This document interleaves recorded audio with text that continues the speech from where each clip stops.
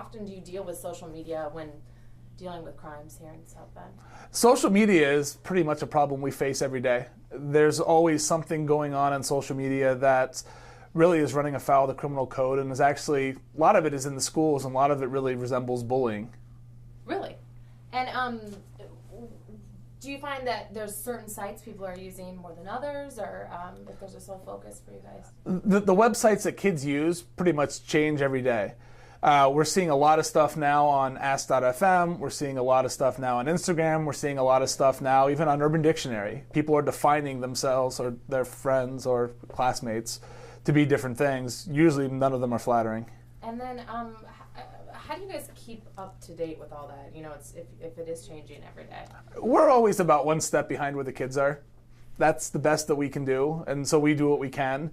We have our undercover profiles. We talk to each other on some of these sites and just do what we can. Somebody calls up and they have a problem with Ask.fm. We sign up for it just like everybody else and figure out how it works.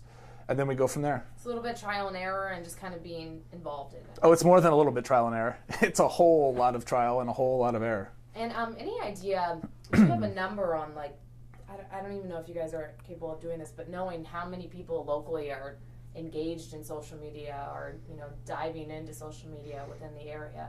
No, we don't have a way to guess how many people in the local area are on social media, but I would say almost everyone. It's the world. I mean, the world is online at this point. For anybody under 30, there's no difference between real space and cyberspace. So if you're not on social media, you're really on the outside looking in. And then, would you say for parents, you know, I think that's a big issue, is advice for parents on dealing with their kids with social media. If they're looking in from the outside, it's probably more difficult moving forward with them. It's quite a challenge for parents and how to stay with where their kids are. We do cyber safety presentations here out of the County Police Cybercrimes Unit, and we do what we can to try and tell folks what we know and what we're seeing, but we're all of us are behind the 8 ball on where they're at and where they go. I mean, the kids are starting to move away from Facebook because all the old people moved in. They're going to go away and just keep bouncing and finding their own way. It's a challenge. It used to be easy as a parent because windowless panel vans and trench coats were bad. Now what's bad are iPhones and Androids and iPads and tablets. It's a lot more challenging to tell your kids where you should and shouldn't be. And is there advice for parents out there on maybe where to start?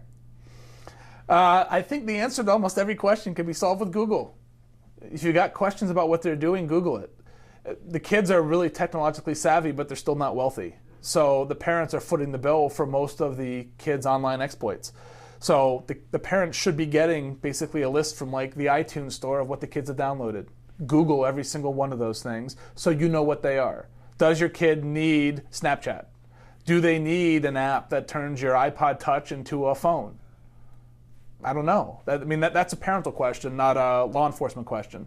But, I mean, it's the old knowing is half the battle. That's where they're going to have to be looking to figure out what's on there. I mean, there are apps that look like calculators that actually store pictures secretly. You can buy tic-tac-toe and hide all sorts of files behind it on your iPhone. So parents, the only way they can do it is figure out what the kids have downloaded and Google it and sort out what's it mean. And then when talking privacy, I think a common phrase for a lot of people today is like, well, nothing's private anymore. If you could speak on maybe what you've experienced with dealing with social media and privacy on what people are posting. I think the definition of privacy is continuing to evolve. What people thought was private 30 years ago isn't even close. Anybody with a couple bucks and the internet can figure out where everybody lives. They can figure out their houses, their homes. You can go on to any of these social media websites and there's enough identifying information to figure out the street address of almost everybody on there. First name, last name, and area code, that's all I need to pull property tax records and see where your kid lives. There's a lot of stuff that's being revealed every day on social media. I'm not so sure it's a big deal, but I think what's important is that parents and kids, everybody online understands what exactly they're showing. You take pictures of my kids, you're going to find the name of the schools they go to because they're on their sweatshirts and they're on their polo shirts. Is it okay if you know where my kids go to school? Probably. But I should at least be aware that my Facebook profile picture has told you where my kids spend 40 hours a week. And then I think a lot of people too, they set their privacy settings high on, whether that's Twitter or Facebook or Instagram or Snapchat or something like that, but they're really, how strong, if you think your privacy setting is the strongest setting possible, I mean, there are still reasons to be probably concerned. Yeah, it's not reasonable to think that the privacy setting on any of these social media sites is actually terribly valuable. Some of the social media sites that are very popular now, and some of the social media platforms aren't even in America. So Ask.fm is located in Latvia. So whatever their privacy restrictions are, that's the rules that you're playing with when you sign up. TextNow is an app that's popular with the kids because it allows them to get a phone number that has nothing to do with their actual phone or their actual physical location in space. TextNow is actually out of Canada. They keep every text sent and received. I can send court orders to the Canadian company and they give me everything. I got 10,000 pages back of text messages one time from them. AT&T and Verizon, if you use their services, they don't keep it. They don't have it. So the privacy expectations that people have are really continuing to change. Once you're out there, it's out there. And then I think a lot of people too, you see a new social media site, you're like, oh, I'll sign up for this. This sounds fun. You click everything really fast, and then you're on it, and you're active on it, and you probably never look back at some of those settings or things like that. Are there steps you can take on certain, sites to maybe protect yourself or just to be aware of what you're plugging in maybe? No, it's all about acceptable levels of risk. Everything that everybody does every day has got a level of risk. If you get in your car and drive, you're a higher chance of getting in a crash than you are if you're not. But at the end of the day, the cars are so valuable, we still use them. Same thing for iPhones and social media. There's a lot of benefits that come from them. But you have to understand that there are going to be some risks, and it's trying to do what you can to minimize the risks out there. There is no way to be bulletproof online. It's not feasible, it's not reasonable, it's not practical. And so you have to understand that and then roll with it. But there is no magical, I can wrap myself in bubble wrap and go safely on the internet. It's almost non-existent. For most people, it's out of reach. And then if there was like a piece of advice you wanted like a parent to know and a child to know when just engaging in social media, is there one piece that you could maybe give them that you would hope would shed some light? It's the old truism that nobody is who they appear on the internet. I mean, we see it all the time. We have a case where somebody was pretending to be a Marine to their best friends. We have Manti Te'o. Catfishing has been going on since the dawn of time. It's very easy to make a fake profile. It's very easy to make a fake social media presence and do it really well. I mean, for me, I'd let the kids be on social media, but if their friends aren't in their yearbook, they really shouldn't be saying anything. They're going to have conversations around the lunchroom table about where they're going on vacation and what their family's up to. The lunchroom table is radically different than talking to 2,000 people, most of whom they have no idea who they are.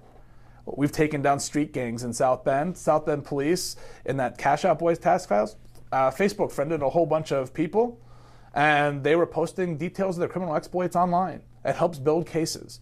You don't know who your friends are online. And then for maybe I think there's an older generation too. It's not just kids, delving into social media, but older groups of people as well. Especially as you said, Facebook seems to be especially popular. Are there places of advice to take from that too when you're kind of getting just new to social media? When you look for advice on how to be safe on social media, there's no magic bullet. A lot of it's just common sense, and a lot of it is thinking about it as, what information am I communicating by this?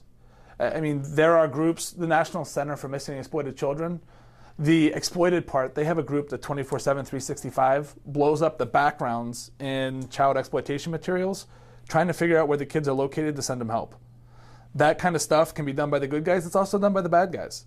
We've found people in the world by virtue of a handful of photographs because there's all sorts of details revealed in the background. People just need to be aware that's out there. And they need to think, am I comfortable with this?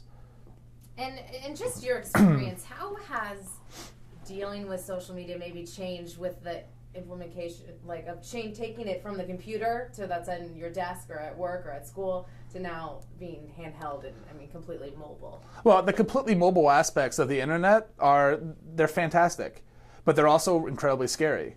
It used to be in the bullying area, you'd have to do it from first bell to last bell, and then it was done. The bully didn't come home with you.